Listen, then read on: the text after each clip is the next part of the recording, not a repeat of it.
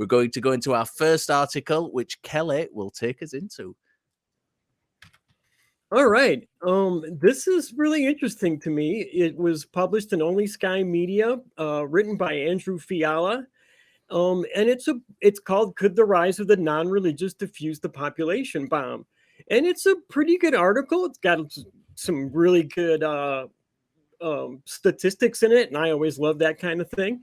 But it posits the idea that because secular people are having less children, we may actually be helping save the earth in that respect. So I think it's a pretty good concept, something we should really talk about, especially with people on the other side of the aisle maybe wanting to have more and more children than they probably should. But let's open it up to chat. What do you think, Ben? What are your ideas on it?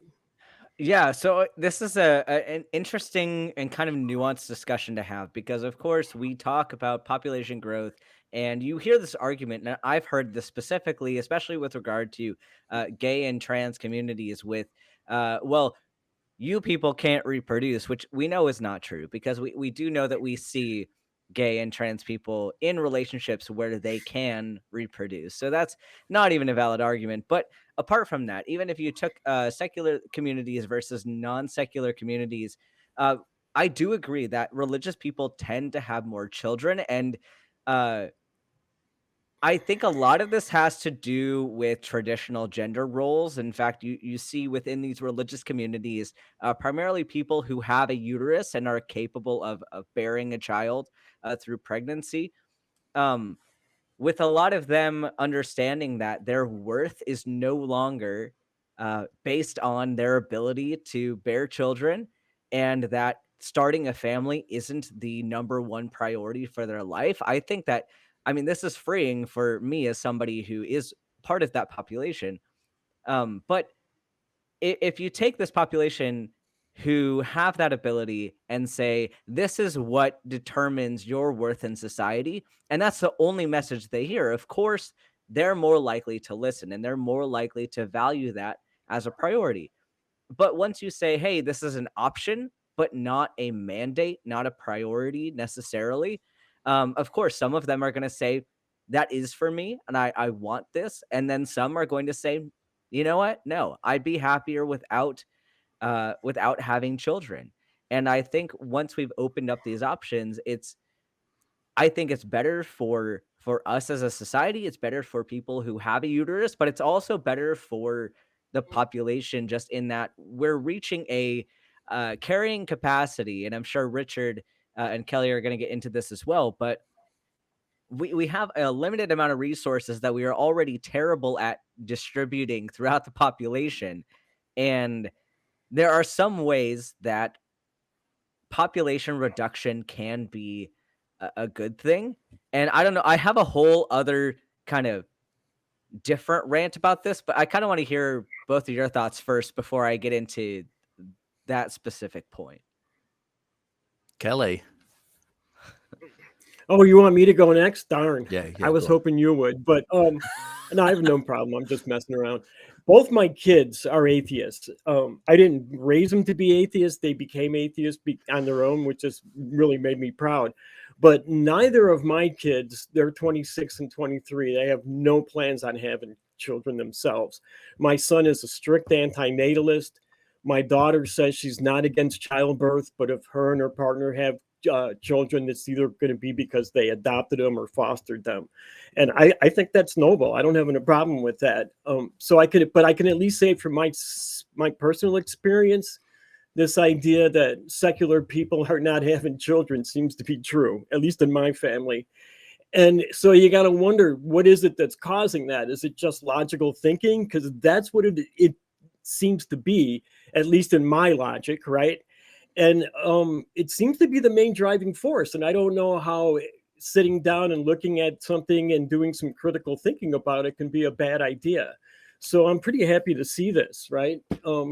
Richard, go ahead. I'm going to hand it off to you. I've got a few other things, but what do you think? I think you've both made some good points, but I think I had a problem with this. I think I'm sure they only have me on here to like cause dissension because I always disagree with everyone.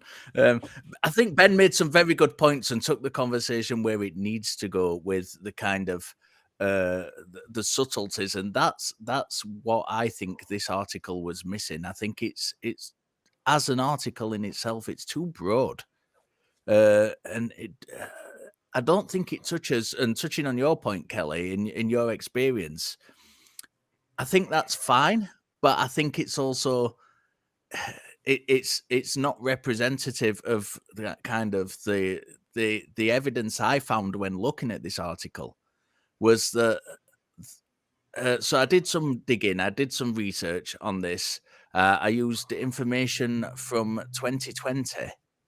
And I started out looking at the countries that were very, very secular. So we're talking about the Scandinavian ones, which are known as being very secular countries. And on average, per woman, Denmark had an average of 1.7 babies per woman, or people with uterus. But I'm sure that that's what they meant when they said women in this research. And Norway had 1.5 and Sweden 1.7.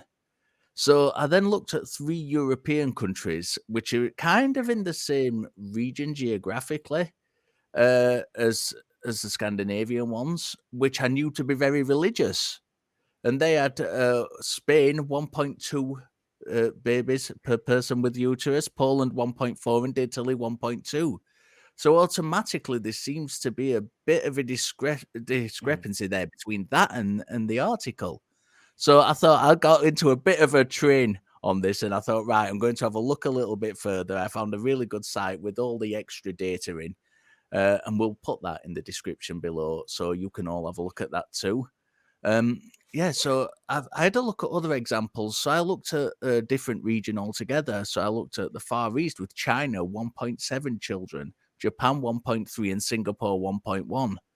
The Middle East, which is very religious, Saudi Arabia 2.2, Iran 2.1, and the United Arab Emirates 1.4. And some of them, the United Arab Emirates there, is still lower than the Scandinavian countries, even though it's got a state religion in Islam. Africa was even higher, Rwanda 3.9, Kenya 3.4, and Nigeria 5.2. And that source seems to have a much more interesting link to what influences birth rates and whether you're religious or secular.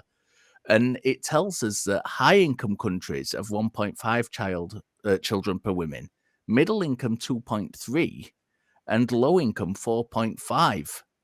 So it seems to me when we look at a wider range of data that what we're getting is a wider picture than just secular versus religious.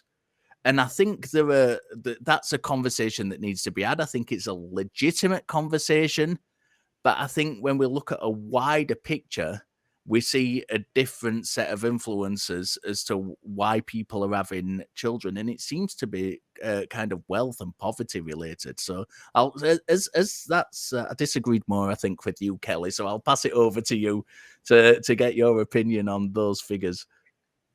You know what, when you started pointing out the figures from the different countries, the first thing went in my head, I was like, yeah, but couldn't you attribute that to economic reasons? Right. Yeah. So I definitely think you're onto something there.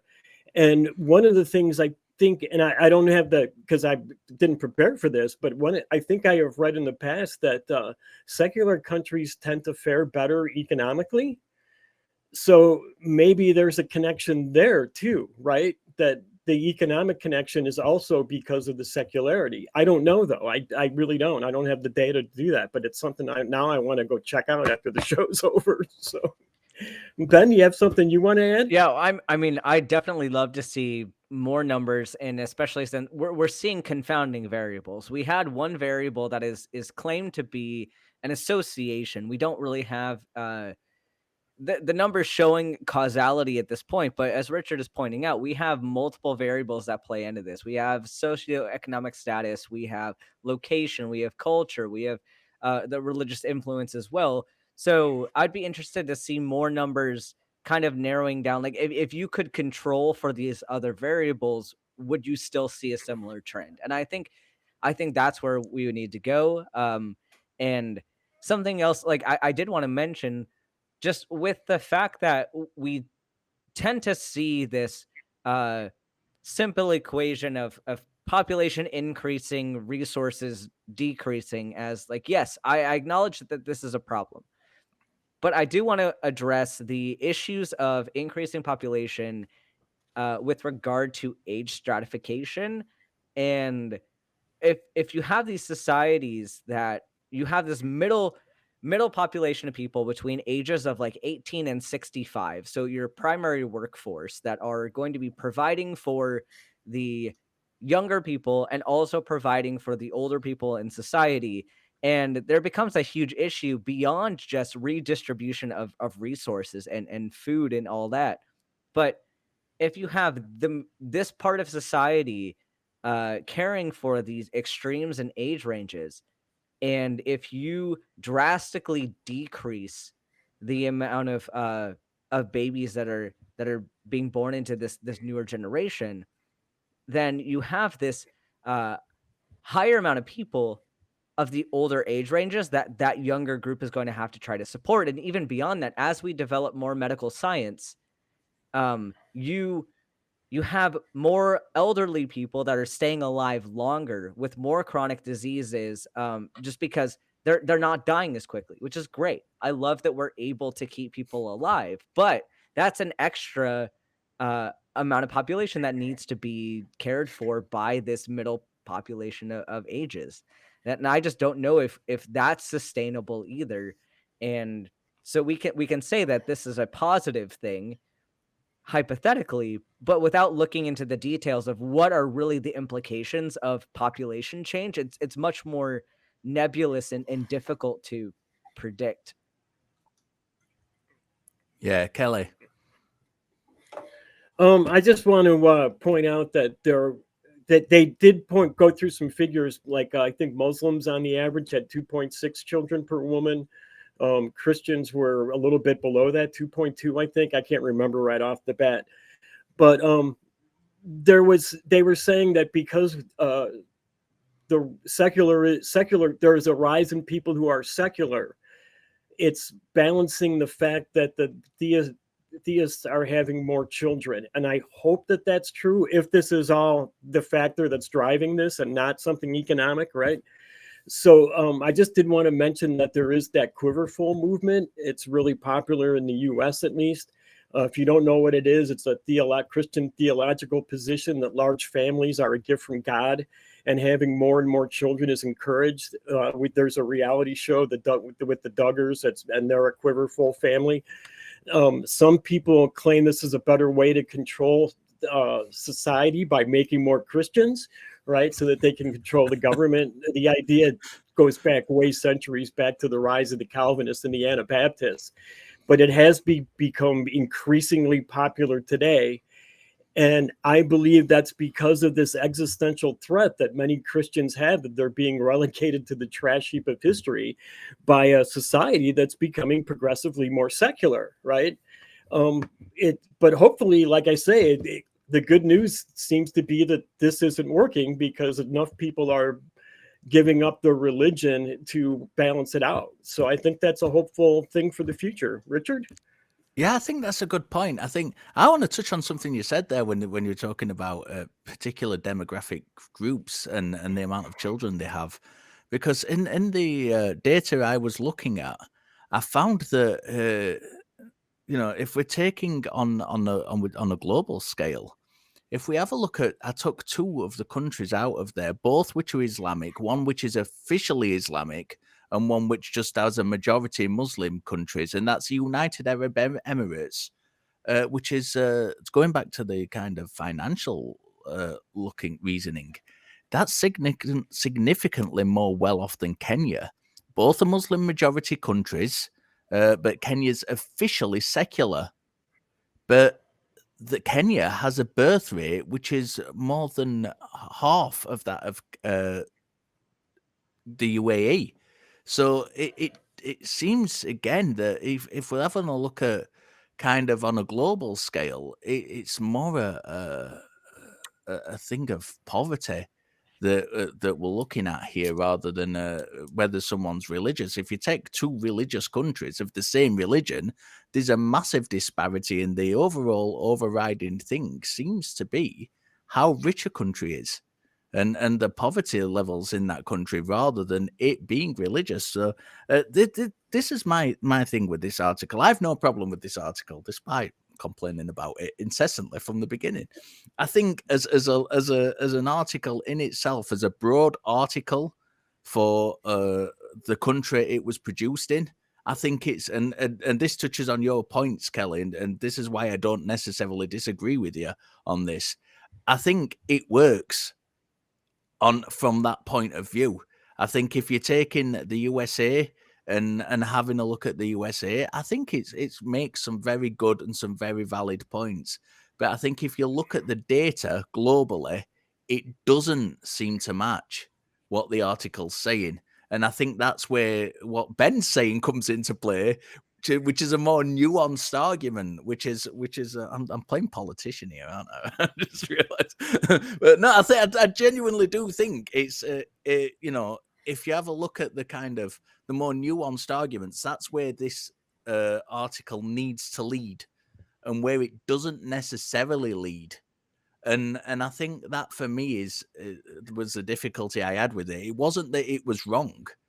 It was that it was painting with a very, very broad brush, where it needed to be much more nuanced. So you know, let's go for some final thoughts on this one. We'll start with Ben. I don't know. I've said all my thoughts, and I agree with Richard in that this needs to be a more nuanced conversation. And in fact, if we're going to have conversations about this broad of an issue, we do need to acknowledge that, hey, this is one variable.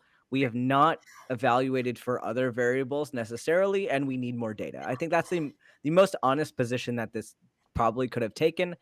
But it's also a lot to ask of a media outlet to say something like, we don't actually know. But I do agree that if I were writing this article, I would dial back and leave this more open to nuance. Kelley. I just want to say that by helping society as a whole become more secular, we create more scientists, right? Because it lets kids be more open to science.